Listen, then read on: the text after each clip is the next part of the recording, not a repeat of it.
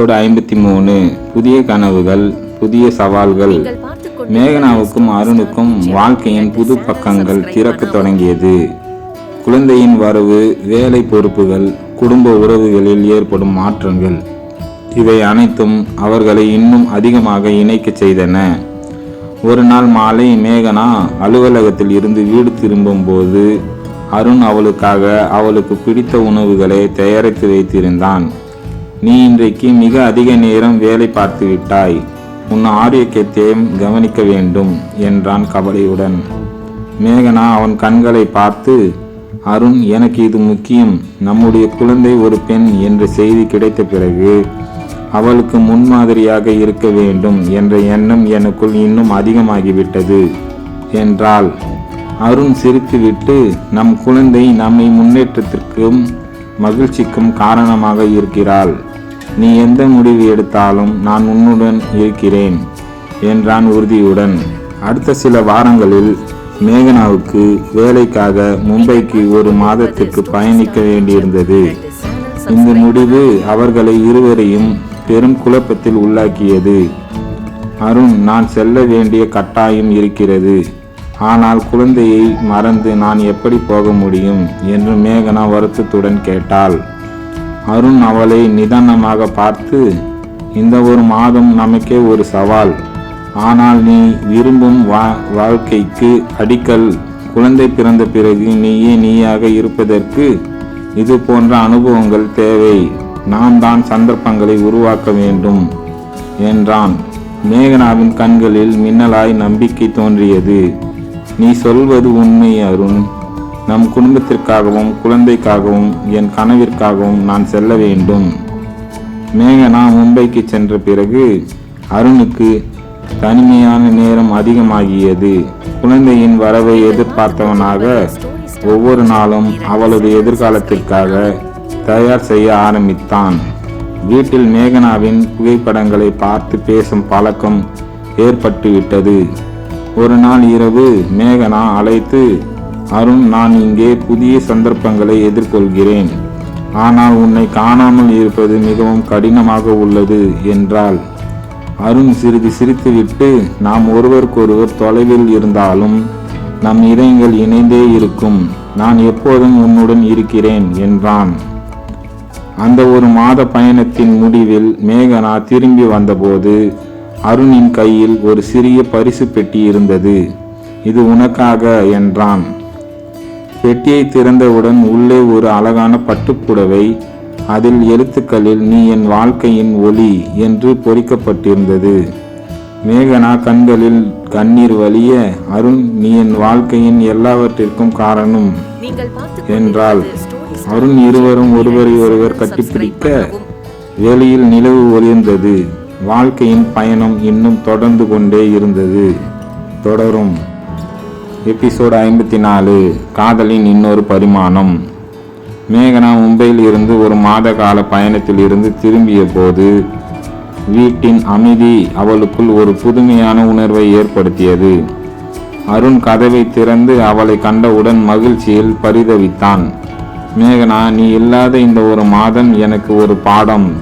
நாம் ஒன்றாக இல்லாவிட்டால் எவ்வளவு வெறுமையாக இருக்கும் என்று உணர்ந்தேன் என்றான் அவள் கைகளை பிடித்து கொண்டு. மேகனா புன்னகைத்து கொண்டு, ஆனால் இந்த பிரிவும் நாம் இன்னும் நெருக்கமாக இணைந்தது அல்லவா என்று கேட்டாள். அருண் அவள் கையை இறுக்க பிடித்தான். ஆம், நாம் இருவரும் இப்போது இன்னும் வலுவான உறவில் இருக்கிறோம். ஒரு நாள் இரவு அருணின் பெற்றோர்கள் இருவரும் உட்கார்ந்து பேசிக் கொண்டிருந்தார்கள். மேகனா வேலை பார்ப்பது நல்ல விஷயம்தான், ஆனால் குழந்தை பிறந்த பிறகு அவள் குடும்பத்திற்காகவே முழுமையாக இருக்க வேண்டும் என்றார் அருணின் தாய். அருண் அதை கேட்டவுடன், அம்மா, மேகனாவின் கனவுகளையும் நாம் மதிக்க வேண்டும். அவள் ஒரு சக்தி வாய்ந்த பெண்மணி. அவள் விரும்பும் வாழ்க்கையை வாழ அவளுக்கு முழு ஆதரவும் நாம் அளித்தாக வேண்டும் என்றான். மேகனா அங்கேதான் இருந்தாள், ஆனால் எந்த வார்த்தையும் பேசவில்லை. அவளுக்கு மனதில் ஒரு உறுதியான தீர்மானம் ஏற்பட்டது. அந்த இரவு அருண் மற்றும் மேகனா பேசிக் கொண்டிருந்தனர். அருண், நான் வேலைக்கு செல்வதை நிறுத்த விரும்பவில்லை, ஆனால் குழந்தை பிறந்த பிறகு அதை சமாளிக்க நமக்கு ஒரு திட்டம் தேவை. என்றாள் மேகனா. அருண் சிந்தித்து, நாம் ஒருவருக்கொருவர் ஆதரவாக இருந்தால் எல்லாம் சாத்தியமாகும். நான் வீட்டில் இருந்து வேலை செய்யலாம் அல்லது வேறு மாற்றம் ஏற்பாடுகளை செய்யலாம் என்றான். மேகனா அவனை கட்டிப்பிடித்து, நீ என்னை புரிந்து கொள்வது எனக்கு கிடைத்த பெரிய வரப்பிரசாதம். நான் ஒன்றாக நம் வாழ்க்கையை அமைப்போம் என்றாள். குழந்தையின் வரவு, குடும்ப உறவுகளில் ஏற்படும் மாற்றங்கள், வேலைக்கான சவால்கள் இவையெல்லாம் மேகனா மற்றும் அருணின் உறவை இன்னும் வலுவாக கட்டியணைத்தன. அவர்கள் சந்தித்த ஒவ்வொரு சிக்கலும் அவர்கள் காதலை இன்னும் மேம்படுத்த மட்டுமே உதவியது. ஒரு நாள் மாலை மேகனா மற்றும் அருண் கடற்கரையில் நடைபயிற்சி செய்து கொண்டிருந்தனர். திடீரென மேகனா நிற்பதற்காக அவனை நிறுத்தினாள். நாம் எப்போது முதல் இவ்வளவு வளர்ந்திருக்கிறோம் அருண் என்று கேட்டால் கண்களில் பசுமை கலந்த மகிழ்ச்சியுடன். அருண் அவளின் விழிகளை கண்டவுடன், நாம் ஒவ்வொரு நாளும் ஒன்றாக வளர்ந்து கொண்டிருக்கிறோம் மேகனா, இதுவே நம் காதலின் பெருமை என்றான். நிலவு ஒளியில் அவர்கள் நிழல்கள் ஒன்றாக கலந்து நள்ளிரவில் கடலில் ஒரு அழகான ஓவியத்தை போன்றே தோற்றமளித்தது. தொடரும். எபிசோடு 55. உறவின் புதிய பரிமாணம். மாலை நேர கடற்கரையின் மென்மையான காற்று மேகனா மற்றும் அருணை சுற்றி மிதந்தது. கடல் அலைகள் அவர்களை பேச்சுக்களுக்கு இசை அமைத்தன. மேகனா அருணின் கையை பற்றி கொண்டு, அருண், நம்முடைய வாழ்க்கையில் வந்த திருப்பங்கள் ஒவ்வொன்றும் நம்மை இன்னும் வலுவாக கட்டியணைத்தது இல்லையா என்று கேட்டாள். அருண் அவளின் கண்களை பார்த்து, ஆமாம், வாழ்க்கையின் சவால்கள் நம்மை இன்னும் உறுதியானவர்களாக மாற்றி இருக்கிறது. இப்போது நாம் எதிர்கொள்ள உள்ள புதிய அத்தியாயம் நம் உறவை இன்னும் அழகாக மாற்றும் என்றான். அருணின் பெற்றோர்கள் மேகனா மற்றும் அருணை சந்திக்க அழைத்தனர். நீங்கள் இருவரும் மிகுந்த பொறுப்புகளுடன் இருக்கிறீர்கள். ஆனால் குடும்பத்தின் எதிர்காலத்திற்காக சில திட்டங்களை வகுக்க வேண்டிய தருணம் இது என்று அருணின் தந்தை கூறினார். அருண் ஒரு நிமிடம் சிந்தித்து, அப்பா, மேகனா மற்றும் நானே சேர்ந்து எங்கள் வாழ்க்கையை கட்டமைக்க வேண்டியவர்கள். உங்கள் ஆலோசனைகள் நிச்சயமாக மதிக்கப்படுகின்றன. ஆனால் எங்கள் முடிவுகளை நாங்களே எடுக்க விரும்புகிறோம் என்றான். மேகனா சிறிது சிரித்து, நாங்கள் இருவரும் வேலை, குடும்பம் மற்றும் உறவை சமன் செய்ய புதிய வழிகளை கண்டுபிடிக்கிறோம். உங்கள் ஆதரவு எப்போதும் எங்களுக்கு தேவை என்றாள். அந்த இரவு மேகனா மற்றும் அருண் மெல்லிய ஒலியில் பேசிக் கொண்டிருந்தனர். நாம் எப்போது இவ்வளவு திட்டமிட்டவர்களாகிவிட்டோம் என்று மேகனா சிரித்து கொண்டே கேட்டாள். அருண் அவளிடம் நெருங்கி, நாம் உறவுக்காக நாம் தயாராகி வந்து கொண்டிருக்கிறோம். ஒருவருக்கொருவர் புரிந்து கொண்டு ஆதரவு அளிப்பது மிகவும் முக்கியம் என்றான். மேகனா அவனை அணைத்து கொண்டு, நாம் எதையும் சமாளிக்க முடியும். எப்போது வேண்டுமானாலும் வாழ்க்கை நம்மை சோதிக்கலாம். ஆனால் நாம் ஒன்றாக இருந்தால் எந்த சோதனையும் நம்மை தளர்த்த முடியாது என்றாள். ஒரு நாள் அவர்கள் இருவரும் ஒரு அனாதை இல்லத்திற்கு சென்று அங்குள்ள சிறார்களுக்கு உதவ தொடங்கினர். குழந்தைகள் மேகனா மற்றும் அருணுடன் நேரம் செலவழிக்க மகிழ்ந்தனர். இந்த குழந்தைகளின் கண்களில் நம்முடைய எதிர்காலத்தை பார்க்கிறேன் என்று அருண் மெதுவாக சொன்னான். மேகனா சிரித்து கொண்டே, நாம் இப்போது இது போன்ற சேவைகளை செய்ய வேண்டும். இது நம் உறவின் ஒரு முக்கியமான பகுதியாக வேண்டும் என்றாள். அருண் அவளை அணைத்து கொண்டு, நம் உறவை இப்படியே வளர்த்து கொண்டே போவோம். நம் காதல் ஓவியம் இன்னும் அழகாக நிறைவாகவும் இருக்கும் என்றான். அந்த கணம் நிலவு ஒளியில் அவர்கள் உருவங்கள் ஒன்றாக கலந்து மௌனமாக காதலின் அழகை கொண்டாடியது. தொடரும். எபிசோடு 56. காதலின் புதிய பரிசு. அருணும் மேகனாவும் நீண்ட நாட்களுக்கு பிறகு தனித்தனியாக விடுமுறையை நினைத்து பார்த்தார்கள். நாம் எப்போதும் பிஸியாக இருந்து விட்டோம் அருண். இப்போது சிறிது நேரம் எடுத்துக்கொண்டு நம்முடைய உறவை நாமே கொண்டாடலாமா என்று மேகனா கூறினாள். அருண் சிரித்துவிட்டு, நிச்சயம், நாம் எங்கே போகலாம் என்று யோசித்து விட்டாயா என்று கேட்டான். மேகனா மெல்லிய புன்னகையுடன், கேரளாவின் மலைக்காடு எப்படி இருக்கும்? அவ்வளவு அழகாக இருக்கும் என கேள்விப்பட்டிருக்கிறேன். அங்கே போய் புதுவித அனுபவங்களை சந்திக்கலாமா என்று கேட்டாள். அந்த வார இறுதியில் அவர்கள் கேரளா புறப்பட்டனர். மலையால் வணங்கும் மலைகளும் இடைவிடாத பசுமை போர்த்திய மலைக்காடுகளும் அவர்களை தன் மடியில் கொள்ளை அழகுடன் வரவேற்றன.